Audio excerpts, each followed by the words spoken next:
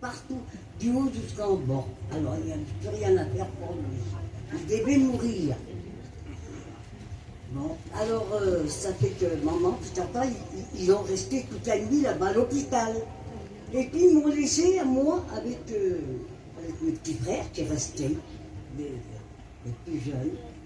Alors le matin de bonne heure, tata il est venu encore avec un taxi, il a dit ma fille et toi, ramassons les affaires, on va à Lisieux parce que ton frère il s'est fait opérer et puis ça va très mal. Bon ben je dis oui. Alors on attelle et nous voilà partis à Lisieux. Et puis, quand on est arrivé à Lisieux, là-bas en haut, 400 mètres, je m'en souviens toujours, il aurait bien pu tourner sur la gauche, il allait en campagne, mais il a tourné à droite, dans la ville. On a descendu toute la ville avec les chevaux. On cherchait une place pour s'arrêter, on ne trouvait pas de place. Qu'est-ce qu'il voit devant lui un petit champ de foire qui était là. Ben, il a dit là c'est bien, on va se mettre là. Alors on s'est mis là. Et puis, il a attaché les chevaux, tout ça. Et puis, voilà que ma mère, il a été chercher ma mère parce qu'il n'était pas réveillé tout de suite. Il s'est réveillé contre le soir. Alors, ça fait que maman allait mieux à la voiture. Et puis, comme ça, là, ça n'a pas couché parce qu'elle n'en pouvait plus, tout le monde. Elle s'ennuyait, un garçon de 21 ans qui doit mourir. Alors, je devais savoir ce que c'est, et c'est très triste. Hier soir, et il doit mourir. Ben, madame, est-ce que vous croyez que votre fils sera guéri? Monsieur, oui. Ben oui, monsieur. Si vous croyez, ça soit fait selon votre foi, il est guéri. Amen. C'est pas difficile. C'est pas comme maintenant. Maintenant, malheureusement, des fois, les pasteurs qui crient, les guériments et qui s'en vont. Mais là, ce n'était pas le cas. Juste une seule parole, elle a dit oui, il était guéri. Amen.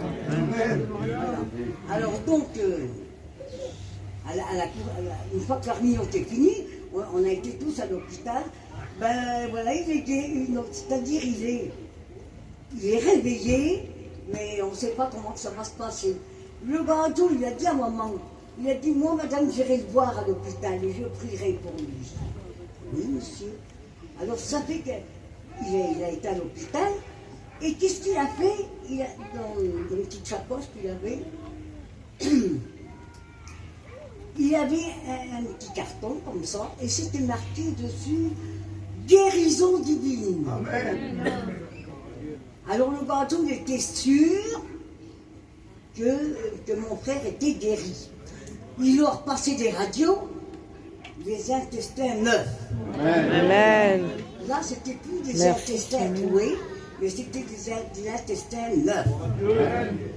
Alors, comment pas croire au Seigneur Jésus? On était bien obligés, malgré qu'on n'aurait pas voulu. Qu'est-ce que c'est ce papier qui est dans ma poche? Il y a peut-être bien quelque chose qui est intéressant. Elle l'a pris, et puis il y avait un petit cartiment en face, un petit bistrot qui était là. Elle a été le faire lire. Madame, où ça se trouve, ça? Regardez-moi. Eh bien, écoutez donc, madame, vous n'avez qu'à vous tourner, la réunion, elle est derrière vous, là, vous voyez? Amen. Gloire à Dieu. Là, c'est là qu'on fait des réunions. Maman dit, qu'est-ce que c'est que des réunions?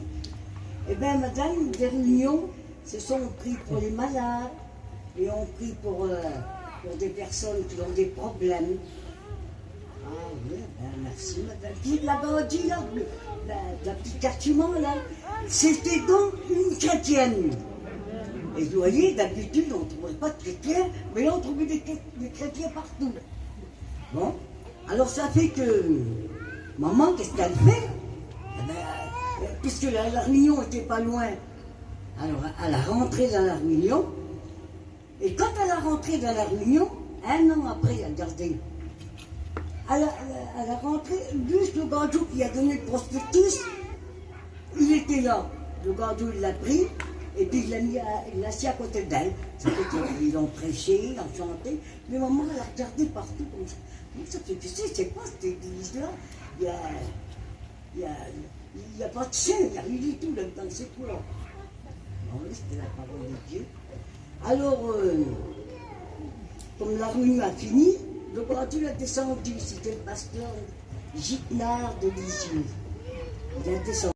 Baptisé à moi, et moi après je veux baptiser ma mère, mon père, tous mes frères et sœurs, puisqu'il n'y a pas moyen d'être baptisé. Il a pris le texte à la pluie, je l'ai mis là sous le champ, il a ouvert la Bible. Hein? Vous savez qu'est-ce qu'il a dit? Eh bien, il a dit comme Nicodème il est venu de nuit, et puis il a dit, qu'est-ce qu'il faut faire pour être sauvé, Jésus? Il faut être né d'eau et d'esprit. Il a dit, moi, un vieux homme comme moi ne peut pas rentrer dans le sein de ma mère. C'est pas possible. Mais il a dit, si tu pas toutes ces choses, il faut que tu sois baptisé d'eau et d'esprit. Ben, puisqu'il y a de l'eau là, qui c'est qui m'empêche d'être baptisé? Alors il a pris ce texte-là, et puis il voulait nous baptiser. Alors il y en a un de nous qui a dit, maman, elle était très intelligente, ma mère. Elle a dit, tu sais mon garçon, ben, qu'est-ce qu'on devrait faire?